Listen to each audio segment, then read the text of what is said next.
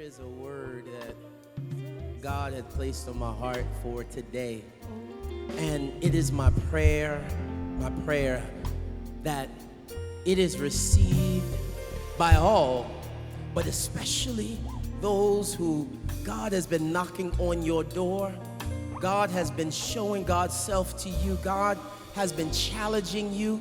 God has been not allowing you to rest in the mediocrity, the safety of your mediocrity, that God has been convicting your spirit. God has been showing you steps that you ought to take. God has been pushing you, pulling you, prodding you. God has been making it uncomfortable for you. If that is you, I pray that you receive this word on today. It is found in the book of Exodus. And I want to lift verses 17 and 18 in chapter 13, and then verses 10 through 16 in chapter 14. Exodus, the 13th chapter, beginning at the 17th verse. There's nothing like the love of God. It's so redeeming and refreshing. Thank you, God. Thank you, God. Exodus, the 13th chapter, beginning at the 17th verse. I'm reading from the New Revised Standard Version. When Pharaoh let the people go, God did not lead them by way of the land of the Philistines, although that was nearer. For God thought, if the people face war, they may change their minds and return to Egypt. So God led the people by the roundabout way of the wilderness toward the Red Sea. The Israelites went up out of the land of Egypt, prepared for battle. Chapter 14, verse 10. As Pharaoh drew near, the Israelites looked back, and there were the Egyptians advancing on them. In great fear, the Israelites cried out to the Lord. They said to Moses, "Was it because there were no graves in Egypt that you have taken us away to die in the wilderness? What have you done to us, bringing us out of Egypt? Is this not the very thing we told you in Egypt? Let us alone and let us serve the Egyptians. For it would have been better for us to serve the Egyptians than to die in the wilderness." But Moses said to the people, "Do not be afraid. Stand firm and see the deliverance that the Lord will accomplish for you today. For the Egyptians whom you see today, you shall never see again." My God. The Lord will fight for you, and you have only to keep still. Then the Lord said to Moses, "Why do you cry out to me? Tell the Israelites to go forward, but you lift up your staff and stretch out your hand over the sea and divide it, that the Israelites may go into the sea on dry ground." My God. Oh God, may the words from my mouth and the collective meditations of all of our hearts be acceptable in your sight, oh God, for you're indeed our rock, our strength, and our Redeemer. And for that we say thank you. Now, oh God, do what you do best, and that's to be God all by yourself. Prepare us, open us, that we might receive your word on today. It's in your name we pray, and we say amen. I want to speak today from the thought, God's direction is forward. God's direction is forward. And there's something about that word, forward. Forward suggests that there is another direction, which would be backwards. Backwards is always available. Always. Backwards is always there. Backwards will never leave you. You and I will always have an opportunity to go backwards. Backwards is actually waiting for the moment we get too scared to go forward. Because the issue is, backwards is always there, and oftentimes we think just because we don't take an active step backwards that it prevents us from actually being in a backward place. But if we stop moving forward, you got to remember that God's destination for us is always forward. So the minute we stop, we might not intentionally go backwards ourselves, but backwards will overtake us because we stop moving forward with God. God says, I move forward. And when God moves forward, if we stop, it's short of following God, we will find ourselves outside of where God is. God's direction is forward. See, the past is what's behind us. Excuse me. And the past represents everything that we have had to endure.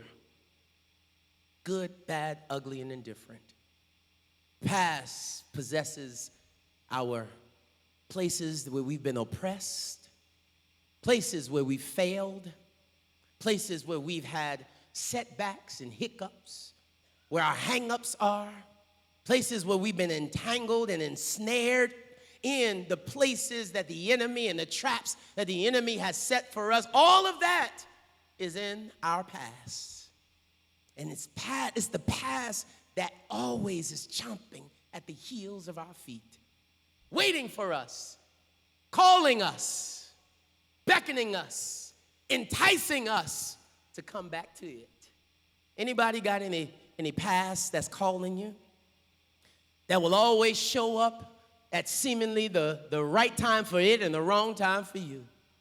The time when you are most unsure of yourself, the time when you are most unsettled in your life, the time when you have so many questions, unanswered questions about what your life will entail, about whether the path that you are on will actually lead you to the place where you and your soul are hoping God has destined for you. The past will always be right there at those weakest moments saying, don't worry about pushing forward. You ain't got to risk it all. You don't have to be courageous today. You don't have to put on the full armor. You don't have to press forward. Here I am. Just come back and stay with me.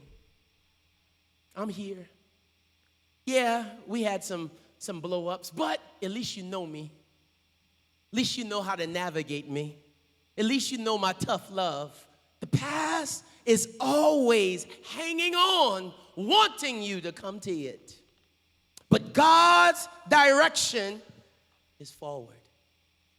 The minute you say yes to God is the minute that you have committed yourself to a singular direction, and that's forward. But Pastor, what happens when I mess up? Forward. But Pastor, what happens when my past did get the best of me? Forward. See, that's what I'm learning that it means when God ain't like us. Because the minute that you find yourself in your past and folk around you know, that's the minute they start to judge you. They start to talk about you. They start to ridicule your name. So I know it was too good to be true. I know they ain't had what it take to stand. I know this, all, and that. God says I ain't concerned about that. Because to actually dabble in that means that God will have to now be in the past. God says, I am in your future. I want you to press forward. Come to me. Come to me no matter where life finds you. Come to me no matter how many times you met. Come to me. Come to where I am. Because where God is liberty. Where God is freedom. Where God is peace. It is security. It is protection. It is provision. God says, come to me. Come to me. But how many of us know that it's difficult to keep moving forward, especially in the midst of swirling uncertainty? See, here is one of the things that I'm learning in life, is that the only way that we can truly put distance between us and our past is through discipline. Past will always be there. It will never distance itself from you, but you can distance yourself from it by disciplining yourself and conditioning yourself to move forward, to recognize that your past ain't as big as it pretends to be in your life. I don't care how many people paying attention to it, it only gets life if you pay attention to it. If you feed it, it will grow. If you starve it, it will shrink. You want to distance yourself, then concentrate on always moving forward. Find where God is in your life, because it will always lead you to your next forward step. See, one of the things that I love about God is that when we say yes to God, that means that we say yes to God's plan. And God, I don't know about you, if you can testify to this, just send up a silent amen. But no, I don't want it to be silent. You can make it loud. But y'all realize God cares nothing about our fears, flaws, or how fragile we are? Y'all ever realize that? That you could have humanly justifiable reasons why you shouldn't have to keep going forward. And God says, I don't care. I don't care. I don't care about your feelings. I care about my will for your life. I don't care about your fears. I care about my purpose being manifested in your life. Y'all ever had those moments? I don't know about you, but I know I have, especially a lot recently, when I've gone to God and I've cried out to God and I said, God, people don't know, God. They don't understand what all it takes to be faithful to you. God, I wish people had a clue, because then they could understand how heavy this burden is. And I cried to God, and you know what God said? He hurt my little old feelings. He said, Tori, they ain't supposed to know. If I told them, then it would be for them. But I told you. If I showed them, then it would be for them. But I showed you.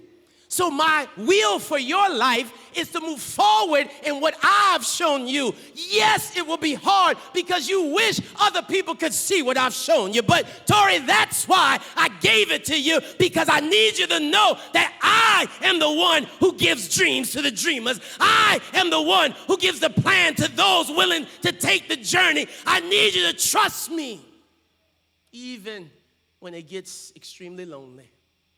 Even when all you want is for others to see what you see. My God, I wish others could see how beautiful the destiny that God has for us is. But God said it ain't for nobody else but you. And see, I need us to not put that just on the pastor. It's for you. Whatever God has shown you is for you. Stop trying to make what God has shown you fit into the understanding of other people. They won't know. They'll never fully understand. They won't understand why you work so hard. They won't understand why you sacrifice so much. They won't understand why you're doing what you're doing. They won't understand why you make the decisions that you make, because only you can see what God has shown you. And it is only what God has shown you that will motivate you to get up and dust yourself off and get right back at it and move forward. One of the things that this text shows us is a people whom God had told to go forward. And if you look at the flow of God working with Israel during this time period, he shows us three distinctive ways: about his plan, about their past, and about God's power. Israel had to adopt and embrace God's plan. God saw Moses, sent Moses to Israel. We know the story. Moses had to convince the people to trust him and believe him, that he was on assignment from God. And I don't know about you, but sometimes the most difficult thing we could do is to actually convince the people that God has assigned to us that you are actually on a God-given assignment, God-given mission, that God is the one that is orchestrating your life, and you have to do what God has shown you no matter what. That can be a difficult place to stand. But here is Moses. God says, go tell the people who kicked you out, the people who abandoned you, the people who abolished you from their community, go back and tell them that you're on assignment to actually deliver them. Go convince the people that don't like you, don't think you are one of them. Go convince them that you're on assignment from me to actually deliver them. Can you imagine? Yes, you can. Because God does the same thing to you and I. Go be on assignment where it's difficult. And then what do we mostly do? Thank God for grace and mercy. I'm going to have to skip you on this one, God. Catch me on the other side. How many times do we have to do the other side before we realize that the assignment that God gives us is for us? There ain't no ducking or dodging it. You either going to say yes or it's going to follow you, haunt you. It is going to convict you all of your life until you give in to the day where God says, this is what I was trying to do to you 30 years ago. And I know it took you 30 years, but the assignment that I assigned then is the same assignment that I'm giving to you right now. Just because you said yes now, it doesn't release you from what I called you to do all before.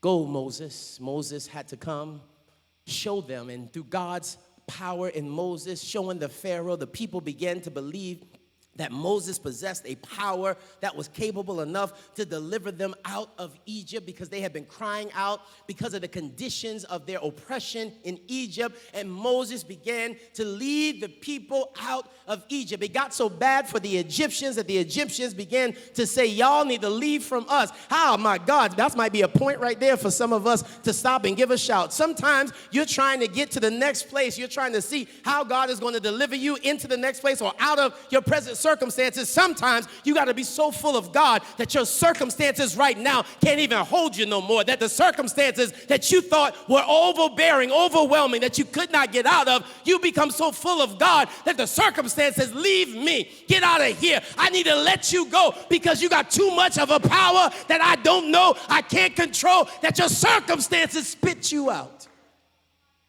The Israelites were leaving. And I want you to hear God's plan. God says, I'm not going to take you the easy, close route. I'm going to take you the long route. Because the near, close route means you got to go through the Philistines. And God says, I know you well enough to know you talk a big game, you talk a good game, you look the part, you got all the fly gear, you got all the latest equipment, you got all the gadgets and the tools, but you ain't really ready for what you say you're ready for. And that's another place to pause, because sometimes we in the church, we gotta actually get a backbone. And I'm talking to myself too, because sometimes you got to make sure that you remind yourself that every barking sound ain't coming from a terrifying dog, that sometimes there's a big bark, but ain't nothing behind it. That's why you can't let big barks deter you from your course. If God says this is the plan that I have for you, then you got to trust God no matter what any enemy might look like. Because it says Israel, when they left Egypt, was prepared for war. But God didn't take them the route where they would encounter war, because God says that if you encounter the Philistines in your present state, you might turn back around and go back to Egypt. So God took them a route where they would explore the wilderness, and that route got them to the place where they could go no more.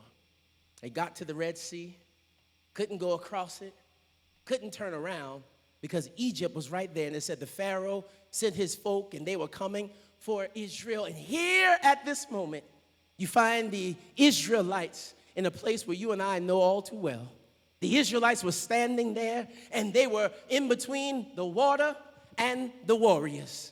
They were now had no place to go. And what do?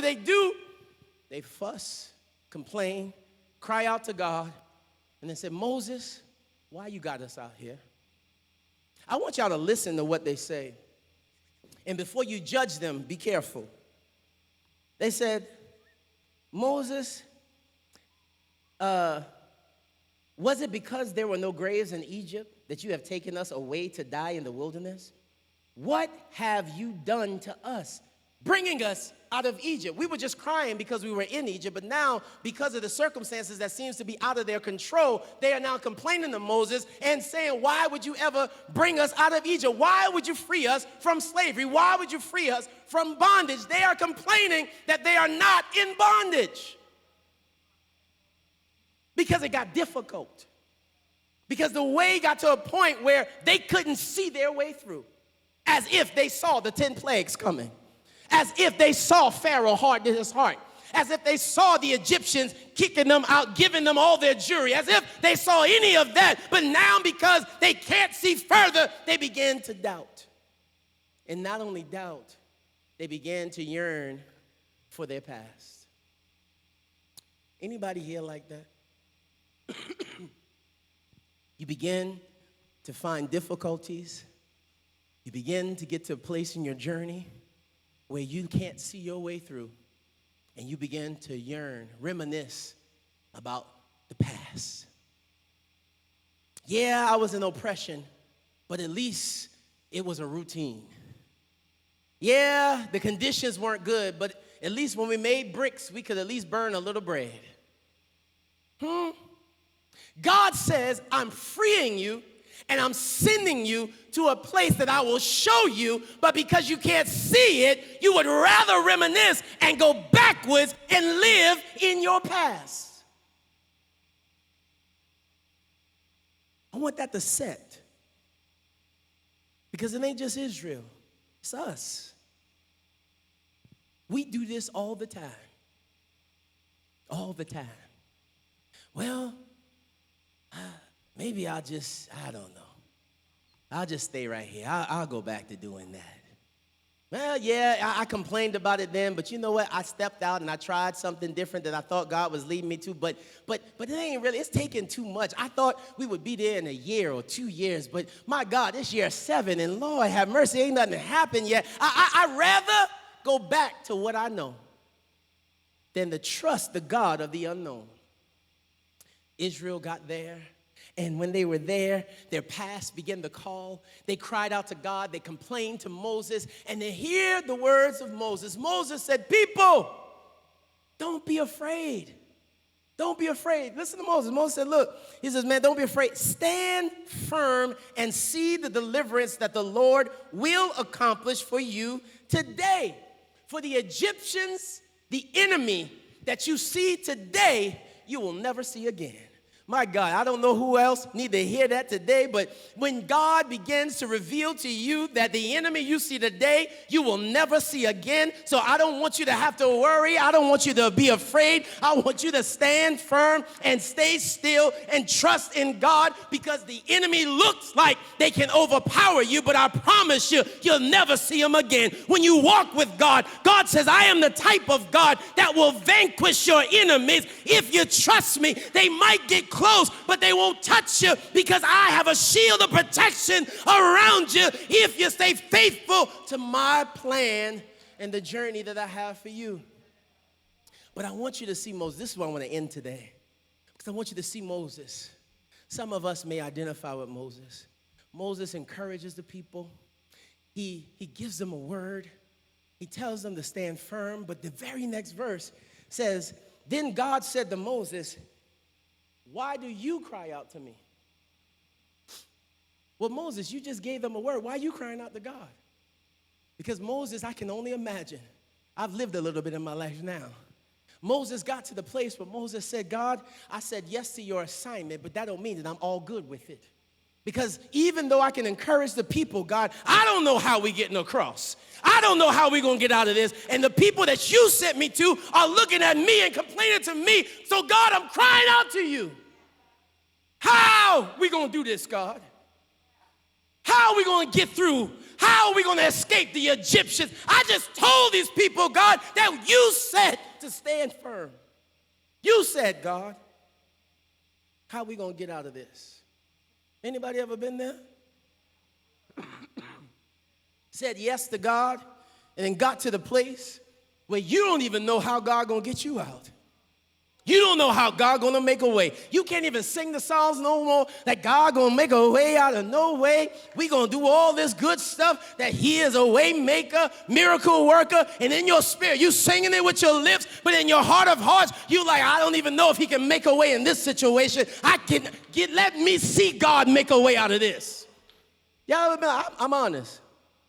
Sometimes I'll be like that with God. All right, let me see you do this. Me and God cool. Because I'll be real. If I know it in my heart, God knows my heart, right? So why not just say it to him? Let me see you do this one, OG. Work this one out, God. You know why I can be like that with God? Because when you cultivate a relationship and you know who God is for yourself, that's how me and God get down. You know what God does every time? God says, all right, Tori, what you gonna do if I do it? God, I will serve you with my whole heart. I will give you everything. I will give my life. I will believe you more than ever before. I will sell myself out. I don't care what it looks like next time, God. I'm gonna believe you and trust you. And you know what God says? You said that last time. And here we are again, Tori. And then I'll be like, yeah, God, you're right. But God, if you do this one, I promise you that I ain't gonna doubt you ever again. And you know what God does? God says, watch me make a way, Tori. It ain't even about you, but it's because I've assigned you. It ain't because you did everything right. It's because you said yes. And all I needed was for you to say yes. I don't need you to walk the straightest of line. I don't need you to dot every I and cross every T. I just need to know that there's a yes in your soul, because if you say yes, then I can use you. If you say yes, then I can work through you. If you say yes, I can make you a testimony. I can cause you to shine so that others might see my works in you and through you. God said to Moses, why are you crying? Moses, we just did the plagues in Egypt.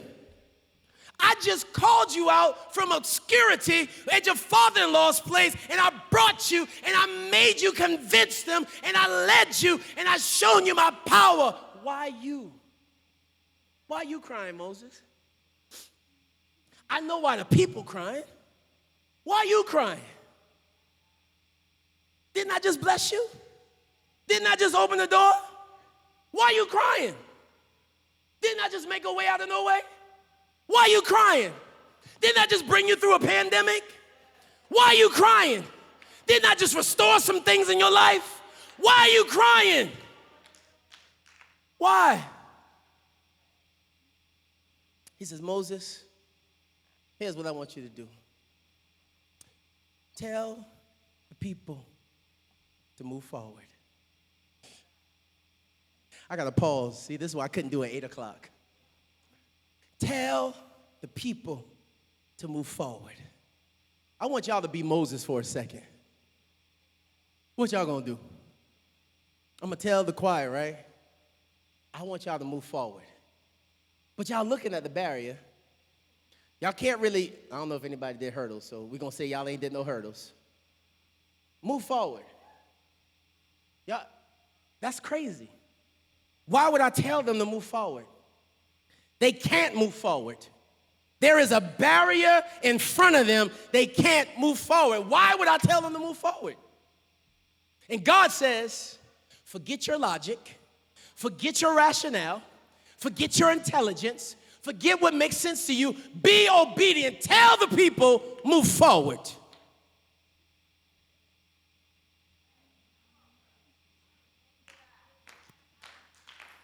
I want that to sink for some folk.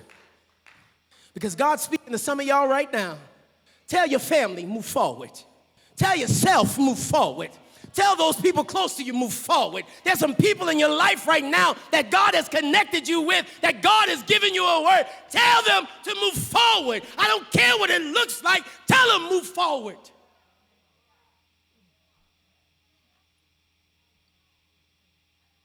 Ooh. Anybody willing to be Moses today? Because your job ain't just to tell the people to move forward. God said, but you, Moses, that was for the people. Tell the people to keep moving forward. I know they don't know. I know they can't see. But Moses, they've learned to trust in you a little bit. They've seen my power in you. They've seen me make a way through you. So they're going to listen to you because they're really scared of the Egyptians. They ain't going to be obedient just because they want to. They're going to be obedient because they know death is behind them. And sometimes the only motivation we got to move forward is that we know if we turn around, we're going to die. He said, tell them, go forward. But you, Moses, you who I've given the assignment to, you who I've called, you who I've purposed, I know that you think I've left you on an island. I know you think it's not fair. I know I put you in a compromising position. I know the people blame you. I know that you are out there. Your neck is on the line. I know, Moses, but here's what you do. Stretch out your hand. What? Stretch out your hand in the direction that they are moving forward. Stretch out your hand. Your hand contains the thing that I've always used in your life. Your hand possesses the thing that I've shown you my power through. Stretch out your hand in the direction that they are going and watch my power move such that the people who are looking at the water will cross on dry land. They don't know how, you don't know how, but I need you to stretch. Stretch. God, I know you're calling me to do this, but I don't think I got any more in the tank. Stretch! God, I've been serving you for most of my life, God. I've given everything I got. I ain't got nothing else to give. Stretch! But God, I got these responsibilities. I don't know if I can sacrifice. Stretch!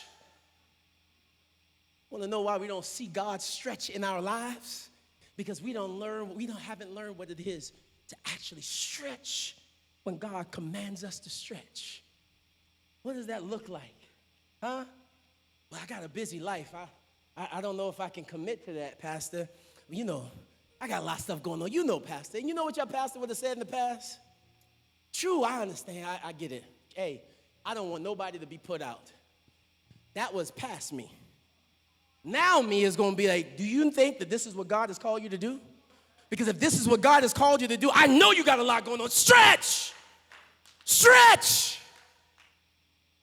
Because we are living in the stretch. And it ain't just about you. Because if you are connected to us and we are connected to you, if we are in him and he is in us, that means your stretch is our stretch. We want stretch blessings.